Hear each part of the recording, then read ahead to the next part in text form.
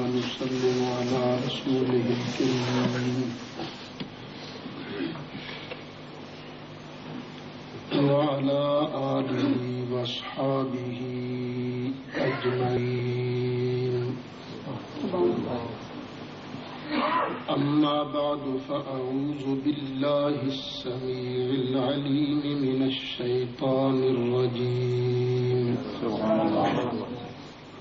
بسم الله الرحمن الرحيم.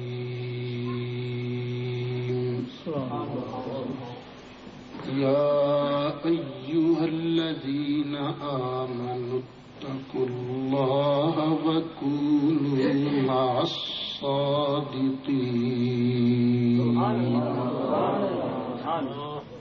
صدق الله مولانا العظيم وبلغنا رسوله النبي الأمين الكريم،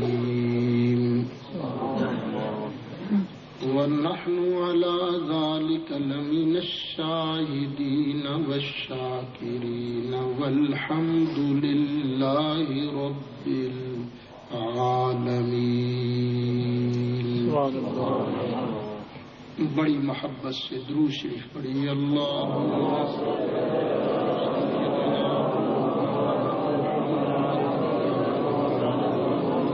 آل سیدنا مولانا محمد وبارک وسلم وصلی علیہ صلاۃ وسلاما علیک یا رسول اللہ وعلى آلك وأصحابك يا شفيع المذنبين.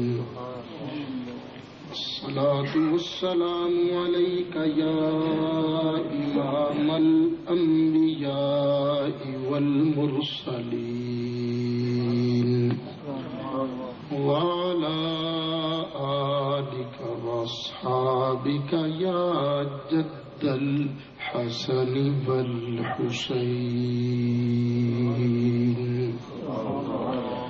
بلغ العلا بكماله كشف الدجى بجماله حسنت جميع خصاله صلوا عليه وآله.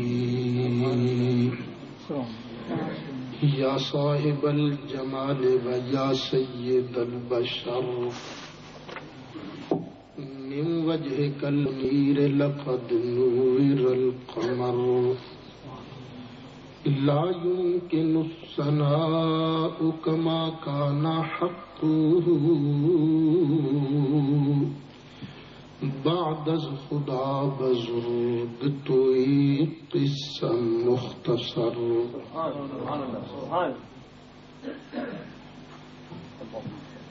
صدر محترم، مخدوم و محترم جناب صوفی صاحب زیدہ مجدہ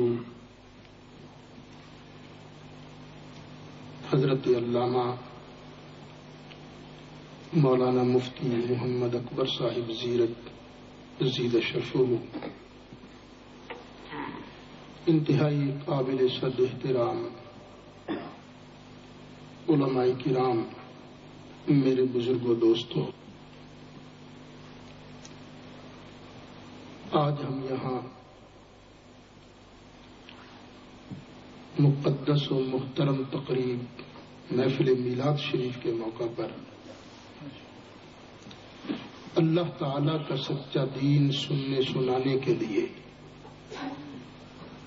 محبوب اکرم صلی اللہ علیہ وسلم کی عزت و عظمت سننے کے لیے سنانے کے لیے حاضر ہوئے ہیں. اللہ تعالی یہاں پر میرا اور آپ کا آنا قبول فرمائے۔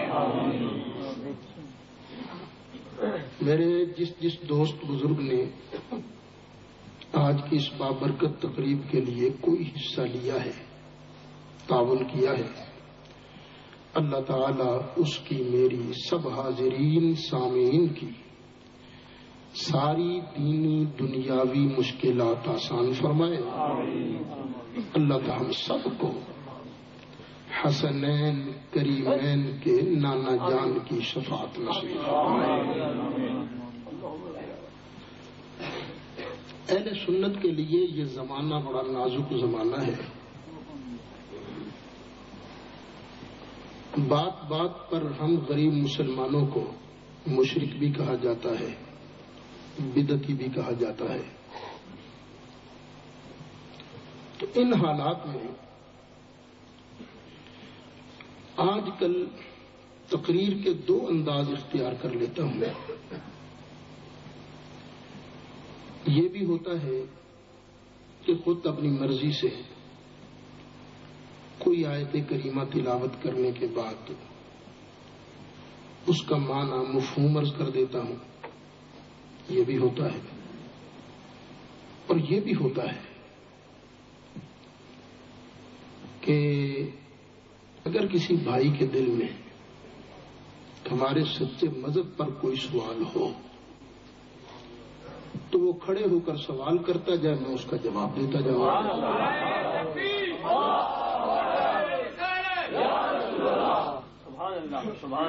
اور میرا خیال ہے کہ آج یہی طریقہ اختیار کرنا چاہیے، اس لیے بھی کہ مجھے پتا چلا ہے کہ بعض دوست بڑی تیاری کے ساتھ آئے، کیونکہ اگر تقریر شروع ہو گئی تو پھر ظاہر مغرب کی نماز سے پہلے تو ختم کرنی ہوگی نا، پھر شاید ان کو سوالات کا موقع نہ مل سکے۔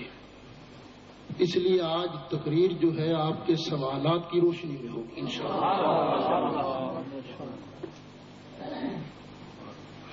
یہ بسم اللہ نہیں، ذرا کوئی 10 منٹ دیکھ لیجیے تاکہ کسی نو ہرس نہ رہ جائے۔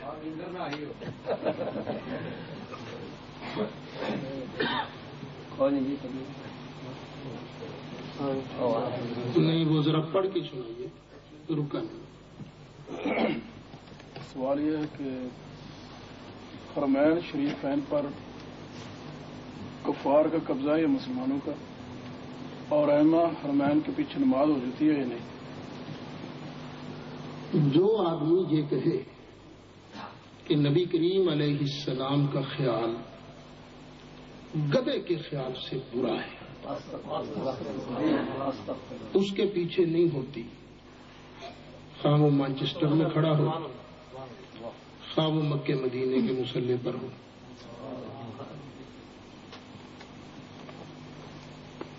کچھ وضاحت کروں گا تمہاری روڑ جو سے پھر سن لیجیے۔ جو آدمی یہ کہے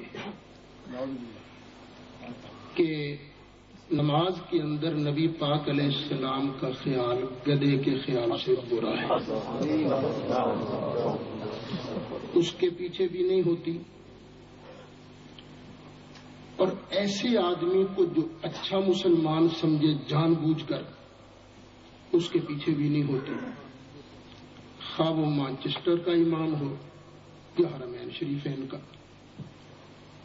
کوئی تھوڑا پڑا ہوا ہو، سرکار کی محبت سینے میں ہو، سرکار کی سنت چہرے پر ہو، شریعت کا پابند ہو، تھوڑا ہی پڑا ہوا کیوں نہ ہو، پھر خواہ وہ وہاں ہو یا یہاں ہو، اس کے پیچھے ہو جاتی ہے۔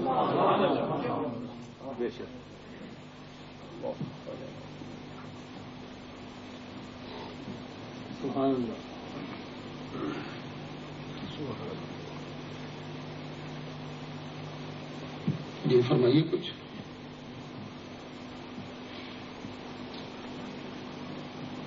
ان کا عقیدہ تو یہ نہیں ہے ایسے آدمی کو برا سمجھتے ہیں نا وہ،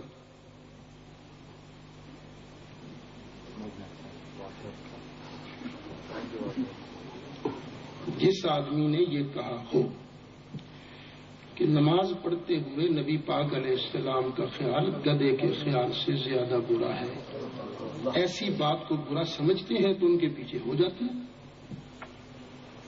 اگر نہیں سمجھتے تو آپ خود فیصلہ کیجئے کیسے ہو جائے گی۔